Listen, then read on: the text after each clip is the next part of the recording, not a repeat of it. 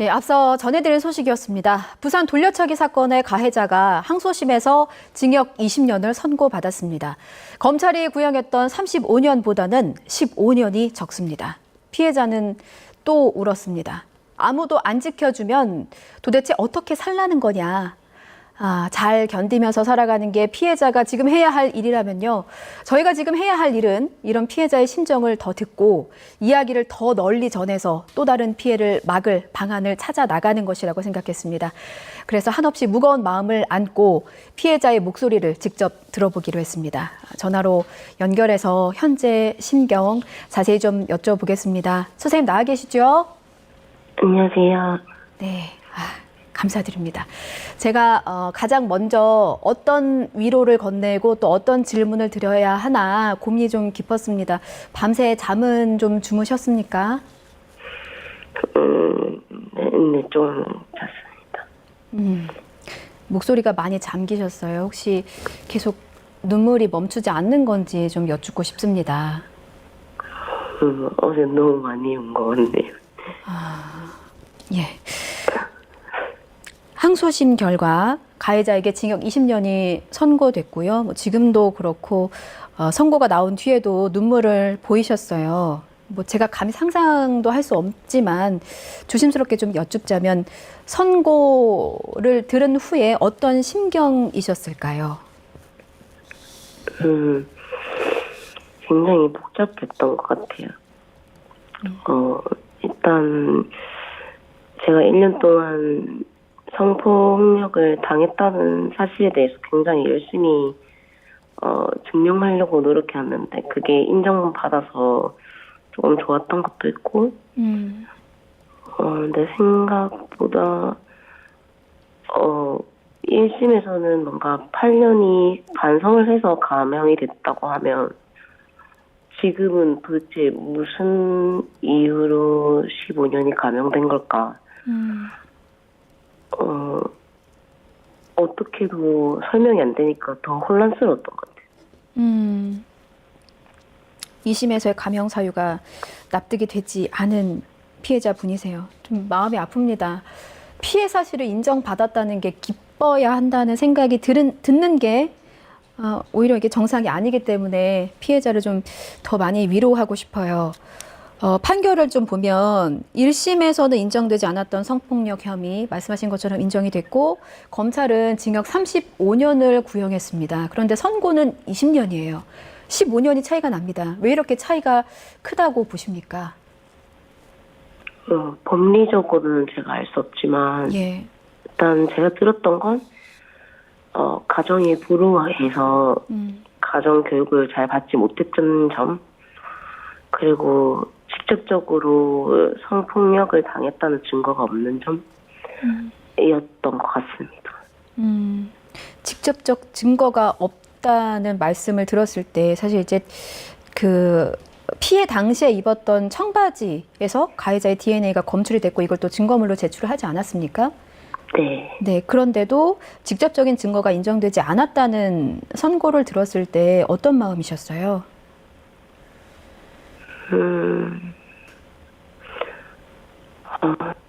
애초부터 이런 조사가 있었으면 이렇게까지 왔을까? 그런 생각도 했고, 그냥 좀 착잡했던 것 같아요. 초기 수사에 대한 아쉬움이 또 진하게 남으셨습니다.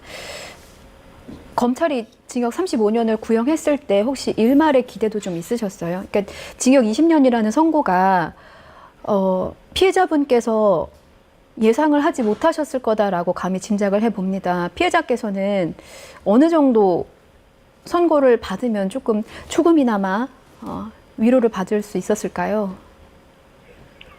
사실 저는 그냥 평생 사회에 나오지 않았으면 좋겠는 게 제일 큰 바람이고, 예. 저도 그렇지만 제 가족들도 그렇고 그냥 저랑 똑같은 일을 누군가가 겪지 않았으면 하는 게 제일 큰 것 같아요. 또 다른 피해자를 막기 위해서 용기를 내고 계십니다.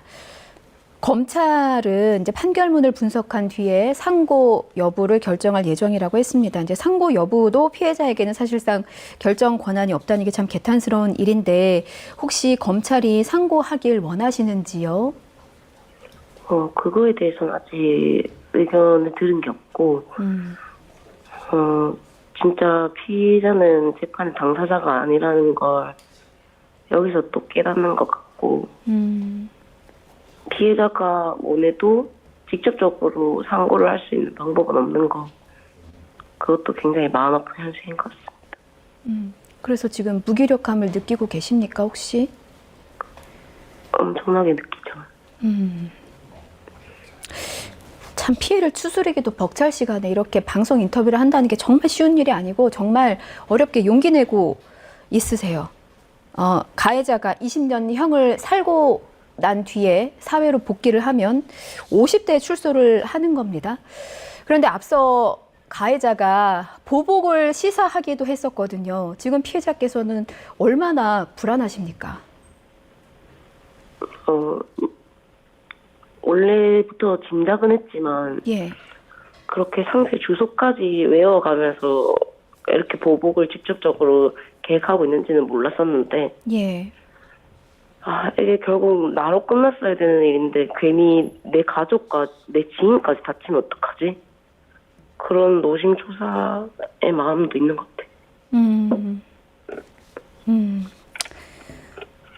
재판부는 신상공개 10년을 명령하기도 했습니다. 이 판단에 대해서 어떻게 보세요? 앞서 언론 인터뷰에서 합법적인 테두리 안에서 신상공개가 되길 원하고 있고 또 판단을 기다리고 있다 이런 말씀을 하신 바 있거든요. 네. 네, 신상공개 10년은 어떻게 보십니까? 사실 저는 그런 성범죄자 알림은 특정 지역의 주민들이 할 수 있는 거라서 그거는 당연히 이루어져야 되는 거라고 생각하고요. 예. 제가 애초부터 원했던 건 그냥 모든 사람들이 그 사람에게서 억울한 일을 당하지 않았으면 좋겠다라는 생각에서 계속 이렇게 언론화를 시켜왔던 거고, 예. 저도 정보가 많이 있었어요. 굳이 제가 그렇게 특정 지역에 알릴 거였으면 저도 충분히 할 수 있었을 것 같아요. 혹시 10년이라는 기간은 좀 납득이 되십니까? 모르겠어요, 그거는. 예. 재판부가 가해자를 굉장히 질타했어요. 잘못을 뉘우치지 않고 있다라고 질타했는데 직접 출석해서 보셨잖아요. 가해자는 어떤 태도를 보이던가요? 계속 그냥 눈을 감거나 밑을 보고 있었던 것 같아요. 피해자와는 눈을 마주치지 않았습니까? 안 마주쳐더라고요. 예. 반성의 기미는 혹시 보이던가요? 아니요. 그 모습을 봤을 때 혹시 피해자분 어떤 마음이 드셨을까요?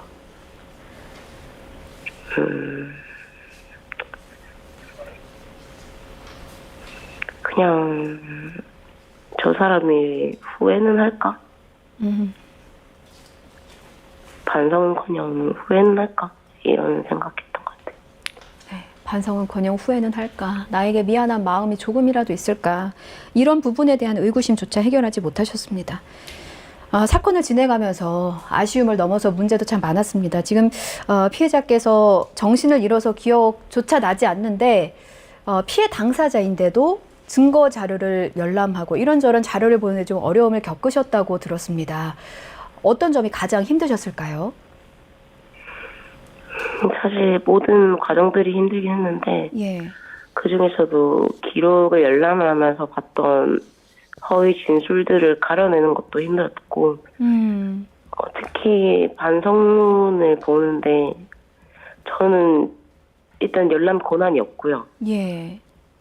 항상 그 반성문 첫 줄에 존경하는 재판장님께라는 문구가 있었는데, 예. 도대체 이게 누굴 위한 반성문인가라는 생각을 했던 것 같아요. 누굴 위한 반성문인가? 예. 네. 피해자를 위한 반성문은 아니었다는 생각이 저도 지금 듭니다. 저희가 계속해서 말씀을 나누고 있습니다만 가해자가 피해자분의 신상 정보를 알고 있는 것도 큰 충격이었고 제도 보완이 필요하다는 목소리는 사회에서 계속해서 나왔고 저희도 조금 전에 뉴스에서 다룬 바가 있습니다. 가해자가 알게 된 과정을 피해자께서는 어떻게 알게 되신 겁니까?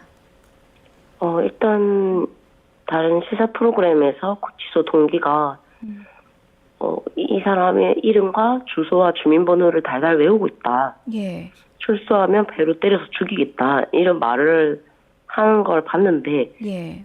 저도 처음에는 이 진술의 진위성을 봐야 되니까 예. 개인적으로 연락을 했는데 아예 제 사는 아파트를 물어보더라고요.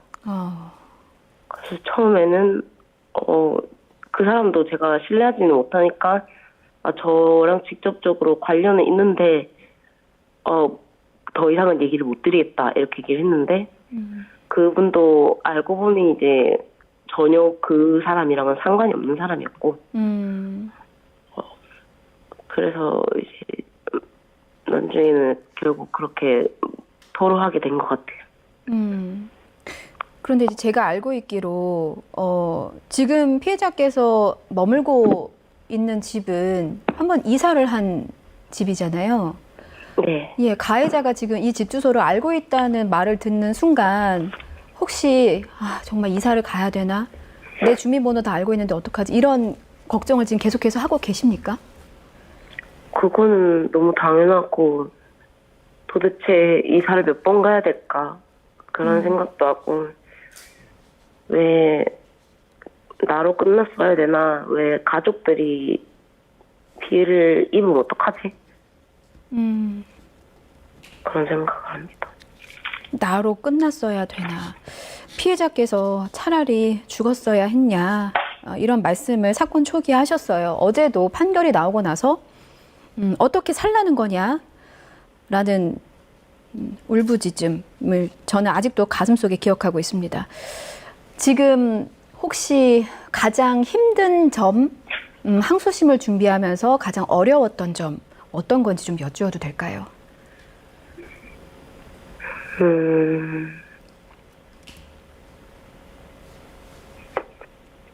그냥 뭐 하나 제가 납득하지 못하는 가명 사연은 없었으면 좋겠다라는 걸 너무 개인인 제가 애쓰려고 했던 거.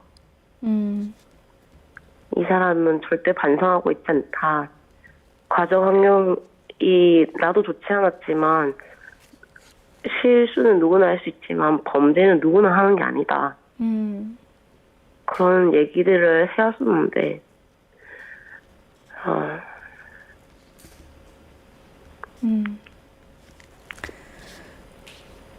여전히 피해자께서는 납득하지 못하는 감형 사유로 심적인 고통을 겪고 있으세요. 이 사건을 많은 시민들이 지켜봤고 재판부에 함께 탄원서도 제출해 주셨습니다. 혹시 시간이 지나면 이 사건이 잊혀질까 우려되는 점은 없으실지요?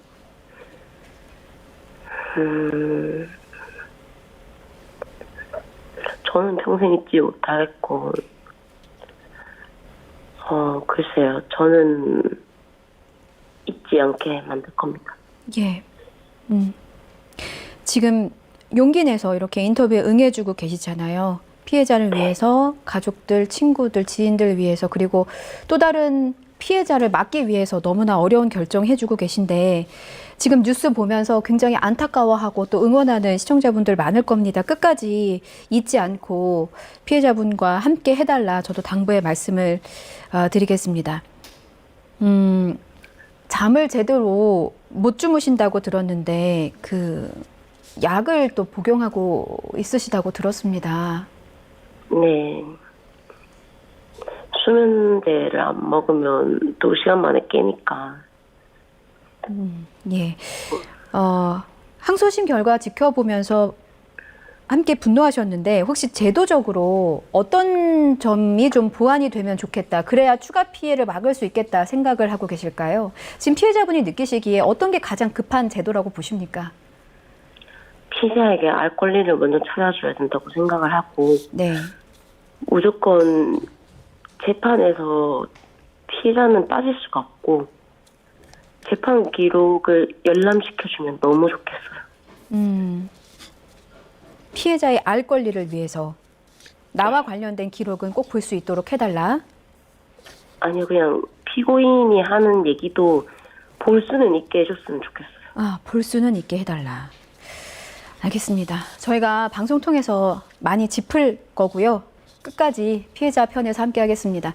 여기서 무너지고 주저앉지 마시라는 말씀 꼭 드리고 싶었습니다.